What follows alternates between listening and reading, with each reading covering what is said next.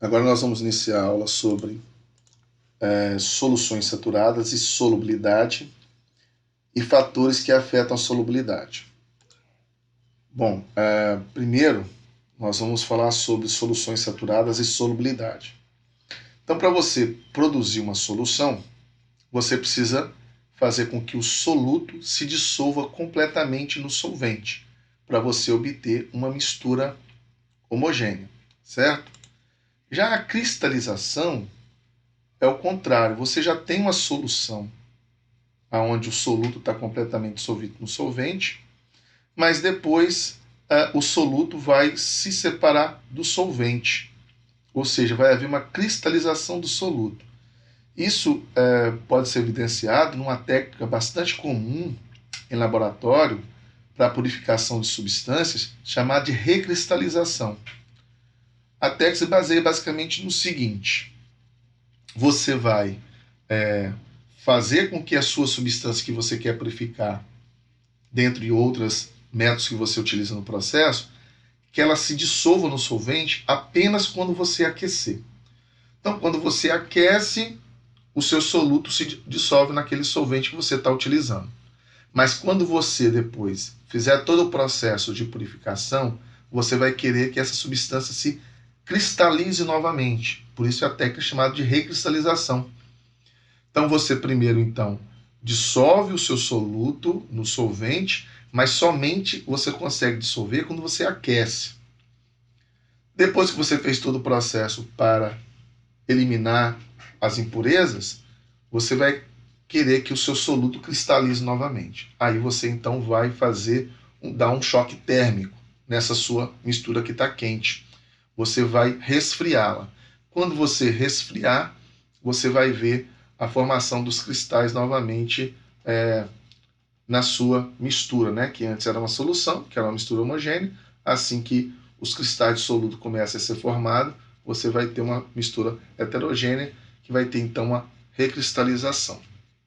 Bom, uma solução ela é saturada quando a cristalização e a dissolução elas estão em equilíbrio. Solução saturada é uma solução onde você tem um máximo de soluto dissolvido no solvente, tá certo? O que eu mostrei aqui agora nessa figura seria o exemplo de uma solução saturada com corpo de fundo ou corpo de chão, como ela é chamada. Porque, por exemplo, novamente imaginando uma solução de NaCl. Aqui você está percebendo que alguns íons de NaCl estão solvatados, hidratados, ou seja, estão dissociados, e uma parte está na forma de cristal ainda. Claro que o seu sistema todo ele é heterogêneo, porque você está vendo o sólido no fundo do recipiente, mas a parte de cima, já que esse sólido se deposita no fundo, ela é uma solução saturada, né? Que é o máximo de NaCl dissolvido em água. Então é muito comum nos laboratórios você encontrar soluções saturadas preparadas dessa forma. Você não precisa de medir a massa necessária para dissolver. Ela vai adicionando o NaCl na água e vai dissolvendo, vai adicionando aos poucos. Vai chegar uma hora que esse NaCl não vai se dissolver mais, né? Então você para de adicionar NaCl e deixa essa solução lá no laboratório. Qualquer pessoa que vê uma solução com corpo de fundo vai perceber que aquela solução que está acima ela é saturada. Então, quando você for retirar um pouco dessa solução, você vai tomar o cuidado para retirar apenas o líquido que está acima, para que você não obtenha o sólido junto, certo? Então, você tem uma solução saturada com corpo de fundo. Claro que se você filtrar essa sua mistura, eliminar esse sólido, esse corpo de fundo, você simplesmente vai ter uma solução saturada. Então, a saturação é quando a cristalização e a dissolução estão em equilíbrio, porque o processo de solução ele é dinâmico. Não vem você achando que aí você dissolveu e que ele está parado, não. Ou seja, o equilíbrio está existindo aqui. Alguns desses íons estão retornando para o cristal, assim como outros íons estão se dissociando do cristal para estarem livres aqui na sua solução, tá certo? Então a solubilidade, agora é outro conceito, é a quantidade de soluto necessária para formar uma solução saturada. Então, por exemplo, NaCl, a solubilidade dele é 36 gramas de NaCl para cada 100 gramas de água. Então, isso é solubilidade. É a quantidade máxima do soluto que vai se dissolver numa determinada quantidade de solvente, o que vai produzir uma solução saturada, tá certo? E essa solubilidade ela está muito associada com a temperatura, né? Geralmente, quando eu aumento a temperatura, essa solubilidade tende a aumentar. Mas isso, como você vai ver em outra aula, não é sempre não. Existem algumas substâncias que, quando você aumenta a temperatura, a solubilidade diminui. Mas, de maneira geral, quando você aumenta a temperatura, a solubilidade tende a aumentar. Tá certo? Então, a solubilidade que eu acabei de citar aqui, que são 36 gramas de NaCl para cada 100 gramas de água, isso se a temperatura for 25 graus Celsius. Se eu aumentasse a temperatura para 40 graus, eu consigo dissolver mais do que 36 gramas de NaCl em 100 gramas de água. Daí é que nós conseguimos produzir soluções supersaturadas. O que é uma solução supersaturada? É uma solução formada quando dissolve-se mais soluto do que em uma solução saturada. Então, como que eu consigo fazer uma solução supersaturada? Vamos imaginar o exemplo do NaCl novamente. Se eu tenho a temperatura de 25 graus, eu só consigo dissolver 36 gramas de NaCl em cada 100 gramas de água. Se nós considerarmos que a densidade da água é 1 grama por ml, 100 ml de água, tá? Bom, então eu adicionei 36 gramas em 100 gramas de água, eu consegui dissolver todo o NaCl e produzir uma solução saturada, que tem o máximo dissolvido. Mas e se eu adicionar mais 4 gramas? Colocar lá, então, 40 gramas? Bom, o que você vai ter é uma solução saturada com corpo de chão, com corpo de fundo, porque aquelas 4 gramas a mais que foram colocadas, elas não vão se dissolver naquela temperatura de 25 graus Celsius. Mas se eu aumentar a temperatura para 40 graus Celsius, eu consigo dissolver as 40 gramas. Então, isso que eu faço. Então, eu aumento a temperatura e aí eu consigo dissolver as 40 gramas. Bom, mas eu quero uma solução supersaturada na temperatura ambiente. Então, para obter uma solução supersaturada, eu não posso dar um choque térmico, porque se eu der um choque térmico, eu vou provocar a cristalização, como eu expliquei anteriormente. Então, eu vou deixar resfriar lentamente, e aí, quando ela resfria lentamente, eu consigo ter 40 gramas de NaCl dissolvidos em 100 gramas de água na temperatura ambiente, que é próximo de 25 graus Celsius. Tá certo?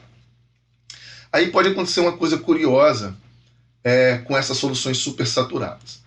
Aqui tem uma figura que se encontra no livro, mostra o exemplo de uma solução supersaturada de acetato de sódio. O que está sendo feito aqui? Essa solução, então, foi supersaturada, foi, como eu expliquei, né? Você dissolveu mais do que devia numa determinada temperatura, né? Você aumentou a temperatura para dissolver mais do que você queria e depois deixou resfriar lentamente e produzir uma solução supersaturada. A essa solução supersaturada, se você adicionar um pequeno cristal, no caso aqui é uma solução de acetato de sódio, esse cristal ele é chamado de germe de cristalização. Ele pode provocar a cristalização daquela parte do acetato de sódio que não deveria estar dissolvida nessa temperatura. Ou seja, todo aquele acetato de sódio que você conseguiu dissolver porque você aumentou a temperatura e depois você deixou resfriar lentamente, se você adiciona um pequeno cristal nessa solução supersaturada, esses cristais eles se recristalizam, né? E aí você tem que todos os cristais que estavam dissolvidos na sua solução supersaturada, além do máximo permitido, eles vão se recristalizar, tá certo? Então esse é um exemplo aí de soluções saturadas e nós falamos um pouco também sobre solubilidade.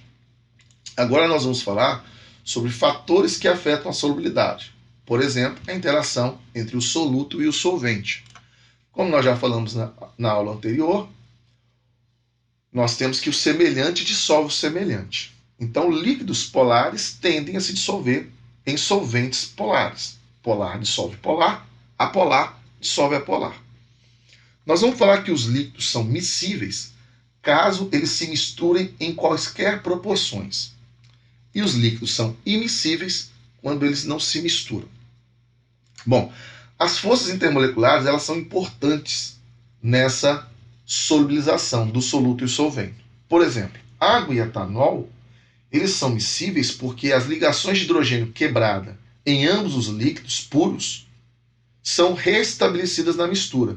Então, quando eu misturar água e etanol, as interações de ligação de hidrogênio que ocorrem entre as moléculas de água vão ter que ser rompidas e as ligações de hidrogênio que ocorrem nas moléculas de etanol também terão que ser rompidas. Mas quando a água e o etanol se interagirem, novas ligações de hidrogênio vão ser formadas, então essas ligações de hidrogênio vão ser restabelecidas na mistura, e aí você tem que água e etanol são líquidos miscíveis, que se misturam em quaisquer proporções. Já o número de átomos de carbono em uma molécula orgânica, em uma cadeia carbônica, ela vai afetar a solubilidade.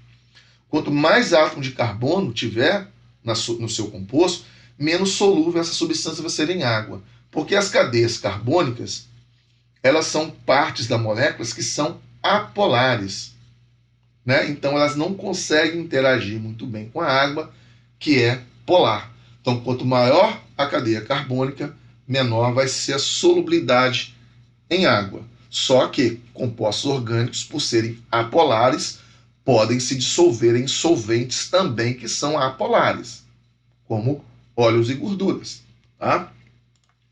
Então, o número de grupos hidroxila, de OH, dentro de uma molécula, ela vai aumentar a solubilidade em água, porque essas hidroxilas conseguem interagir com a água através de ligações de hidrogênio. Então, quanto mais ligações polares na molécula, mais facilmente ela vai se dissolver em um solvente polar, como a água. Então, se você tem ligações polares na molécula, significa que essa molécula ela tem algumas cargas, mesmo que sejam parciais, cargas positivas e negativas. Então, elas conseguem interagir com o solvente polar também, que tem lados positivos e negativos. Então, vai haver uma melhor solubilização. Quanto menos polar for a molécula, mais dificilmente ela se dissolve em um solvente polar. E melhor ela se dissolve em um solvente apolar. Então, nós temos moléculas que podem ter regiões que são polares e regiões que são apolares. Se a região apolar é muito grande, ela vai ter mais dificuldade de se dissolver em um solvente polar. Mas ela vai ter mais facilidade em se dissolver em um solvente apolar. Tá certo? Então a gente pode entender isso bem analisando essa tabela de solubilidade de alguns álcoois em água e hexano. Por exemplo, o metanol é uma molécula pequena, tem uma hidroxila que pode formar ligação de hidrogênio com a água. Então a solubilidade em água é infinita. São líquidos miscíveis, que se misturam em qualquer proporção. Mas como a cadeia carbônica do metanol é muito pequena, ele não consegue interagir muito bem com o hexano. Então, o metanol ele é pouco solúvel em hexano, já que a parte polar dele está prevalecendo aqui. Já o etanol, interessante, ele é infinitamente solúvel em água, assim como é infinitamente solúvel em hexano. Por quê? Com a água é que ele consegue formar ligação de hidrogênio com a água, e a parte apolar dele é pequena, então ele consegue interagir bem com a água. Essa parte apolar dele aqui, por mais que seja pequena, é suficiente para interagir com a molécula de hexano, fazendo então também que ele seja miscível no hexano. Mas se nós fizermos um experimento simples, por exemplo, pensando aqui que a gasolina é um composto parecido com o hexano, apesar que existem compostos com 7 e 8 carbono na mistura da gasolina, a gasolina tem etanol na mistura dela aqui no Brasil, aproximadamente 25%. Bom, se você quiser saber se o etanol vai ser mais polar do que apolar, basta você fazer o seguinte experimento. Compre a gasolina lá do posto, coloque na proveta 50 ml de gasolina, que tem 25% de álcool, de etanol. E adicione mais 50 ml de água e agite. A gasolina não se mistura com a água, nós sabemos. Mas quando você perceber que depois dessa agitação se parar, você vai ver a mistura das fases dos líquidos, a água vai ficar embaixo e a gasolina em cima, porque a gasolina é menos densa, e você vai perceber claramente que você não vai ter mais 50 ml de gasolina, você vai ter menos. E a água não vai ter 50 ml de água, vai ter um pouco mais. Porque o etanol ele prefere se dissolver na água do que na gasolina, tá certo? Então, por mais que o etanol seja miscível em água, em hexano, ele tem um grupo apolar pequeno, então ele tem mais características polares do que apolar.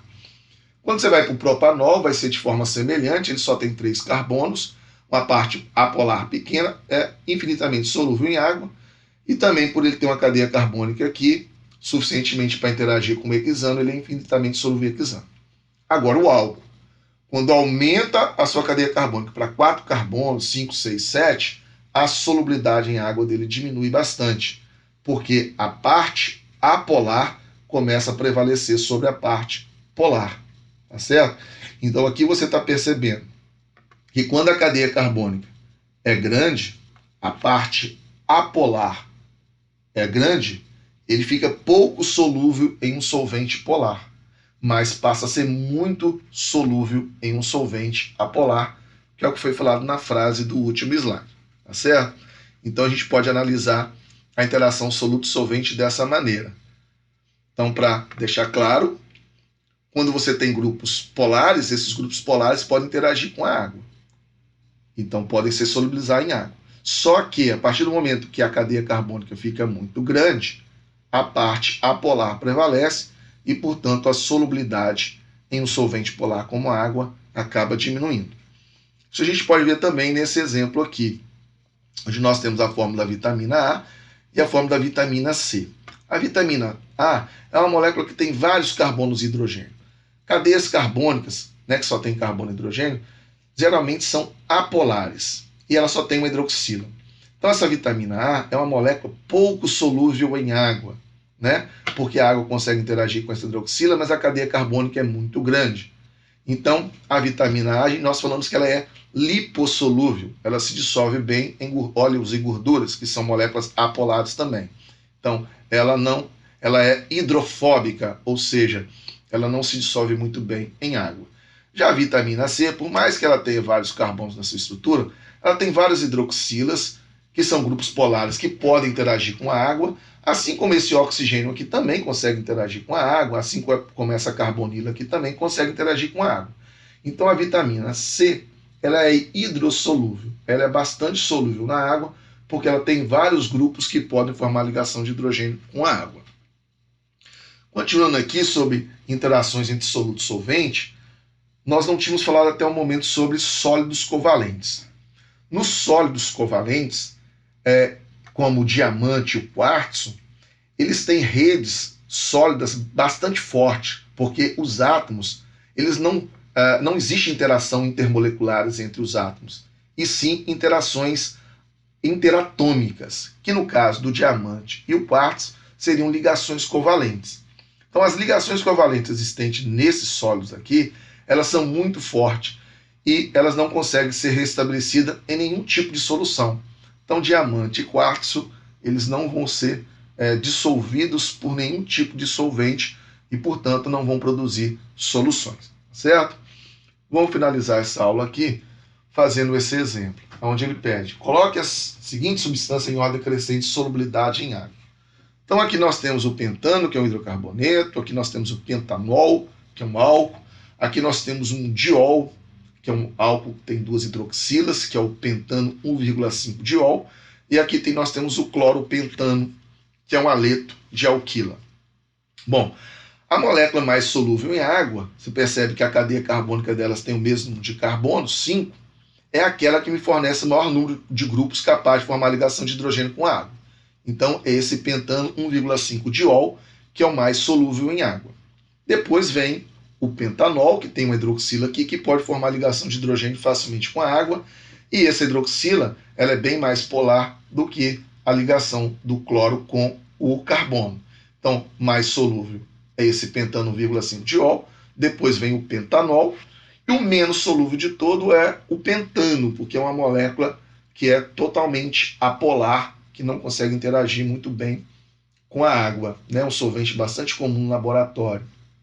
E o cloro pentano vai ter uma solubilidade melhor em água do que o pentano apenas porque existe aqui uma ligação polar entre cloro e carbono, mas de qualquer forma essa molécula aqui é muito pouco solúvel em água. Assim como nós vimos também numa tabela há 2 slides atrás, o pentanol também é uma molécula pouco solúvel em água, mas ela é mais solúvel do que o cloro pentano, do que o pentano. Então a ordem fica dessa maneira. O hidrocarboneto é o menos solúvel, e esse diol é o mais solúvel, e o álcool é mais solúvel do que o haleto de alquila, certo? Então finalizamos essa aula aqui e até a próxima aula.